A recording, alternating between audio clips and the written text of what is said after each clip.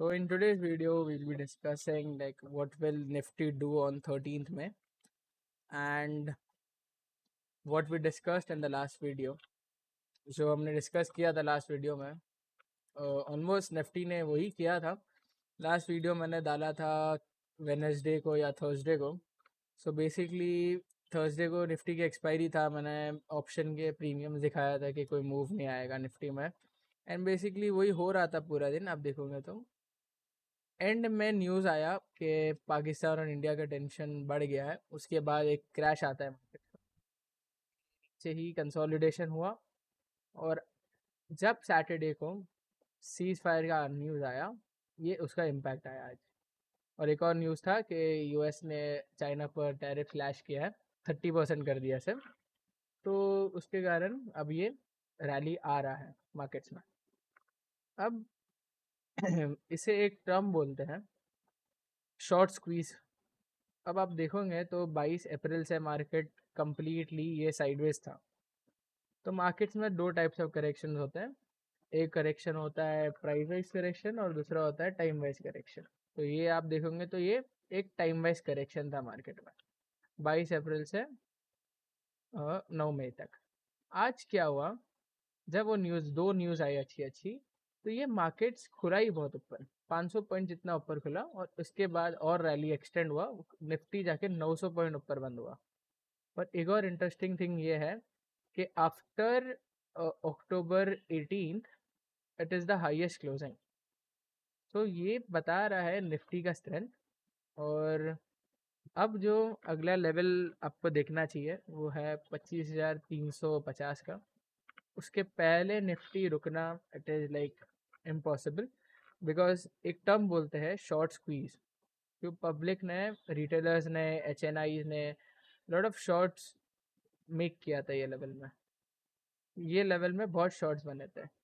Plus F eyes जो इधर से मार्केट को शॉर्ट कर रहा है इतना बहुत, तो एफ आईज के भी शॉर्ट्स थे open, and they are now coming into close the shorts. And hence जैसा जैसा लेवल निकलेगा शॉर्ट कवरिंग निफ्टी में ट्रिगर होते जाएगी। अब जैसे कि कल के लिए जो इम्पोर्टेंट लेवल है वो ये है, ये लेवल इम्पोर्टेंट है। अगर इसके ऊपर निफ्टी निकला 980 के ऊपर, सो वो short covering will come, and then वो फिर निफ्टी को सीधा सीधा 25,350 तक लेके जाएगी। तो यही हो रहा है बेसिकली मार्केट्स में। काफ़ी बुलिश है मार्केट्स, और होना भी चाहिए था बुलिश। काफ़ी टाइम से अंडर परफॉर्मेंस था और बहुत सारी चीज़ें हो रही थी। प्लस मैंने डिस्कस भी किया था कि निफ्टी बना रहा है head and shoulder pattern, and yes, वो आज उसका ब्रेकआउट आ गया है निफ्टी के अंदर। ये देखो, इसे बोल सकते हो आप एक head and shoulder pattern. It is not like very perfect but it is. तो ये जो मार्केट इधर स्टॉप किया, ये बेसिकली एक रोज आप देखोगे तो ये विक्स बन रही थी। अब इससे क्या हो रहा था, शॉर्ट्स ऐड होते जा रहे थे, शॉर्ट्स ऐड होते जा रहे थे शॉर्ट्स। तो शॉर्ट्स इतने हैं ना सिस्टम में अभी भी कि वो सब कट रहे हैं। अब वो कट कट के ही आप अगर निफ्टी को सिर्फ 100 पॉइंट बढ़ा दो, निफ्टी और 100 पॉइंट ऐसे ही भाग जाएगा शॉर्ट कवरिंग में। तो इसे शॉर्ट स्क्वीज का टर्म बोला जाता है। ये पहले भी बहुत जग टाइम हुआ है, जैसे कि आप इधर देखो, इलेक्शन के वक्त मार्केट्स गिरा, ठीक है, अब ये बढ़ गया मार्केट्स, अगले दिन इतनी बड़ी रैली आई। इसके बाद देखो शॉर्ट स्क्वीज हो गया, फिर मार्केट रुक गया थोड़ा दिन, और फिर देखो अब फिर रैली आ गया। ये क्या हो रहा था, सिर्फ शॉर्ट स्क्वीजिंग होते जा रही थी और मार्केट ड्राइव हायर होते जा रहे थे। तो शॉर्ट्स ही इतने सिस्टम में आ जाते थे कि पूरा मार्केट बढ़ता था, शॉर्ट कवरिंग आती थी, मार्केट्स और ऊपर जाते थे। अब अब इंटरेस्टिंग थिंग ये भी है कि फ्राइडे को निफ्टी के आप कैंडल देखोगे, लाइक मैं ड्राइंग्स को हाइड कर देता हूँ, तो ये एक लाइक हैमर कैंडल थी। It was a hammer, bullish hammer candle, and 4 hours per भी थी। देखोगे आप 4 आवर्स पर बहुत परफेक्ट कैंडल थी हैमर की।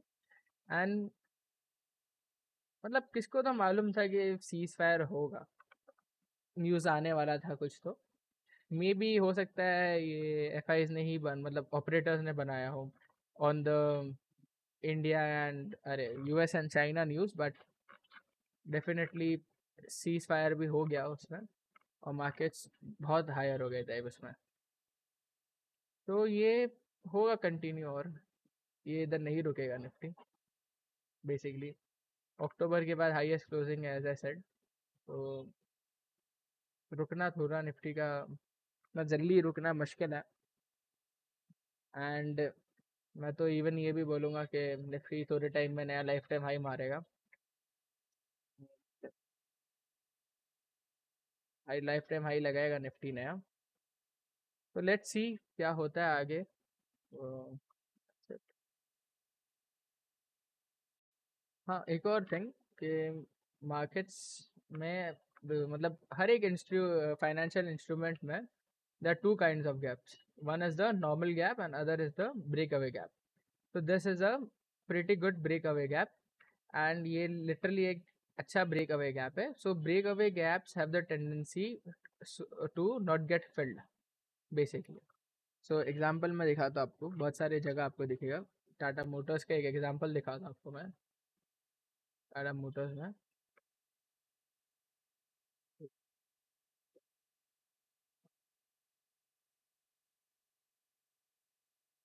तो दिस ये आप देख रहे हो, ये 430 से टाटा मोटर्स ने गैप अप किया था और ये गया था 470 तक. So this was a breakaway gap and hence this gap would never get filled in the lifetime of Tata motor.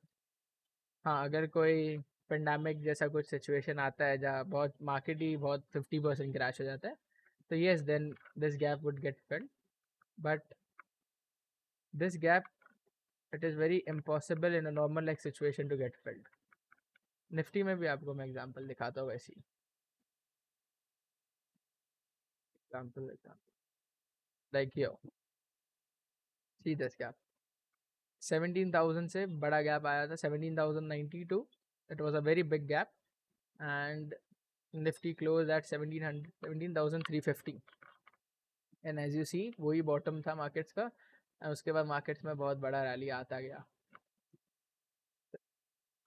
Similarly आप देखोगे तो ये इधर ये जब था जब बीजेपी एक्सपेक्टेड था कि एक ही स्टेट में इलेक्शन जीतेंगी. चार स्टेट्स के इलेक्शन साथ में थे. इधर एक्सपेक्टेड था कि एक ही स्टेट में जीतेगा इलेक्शन बीजेपी.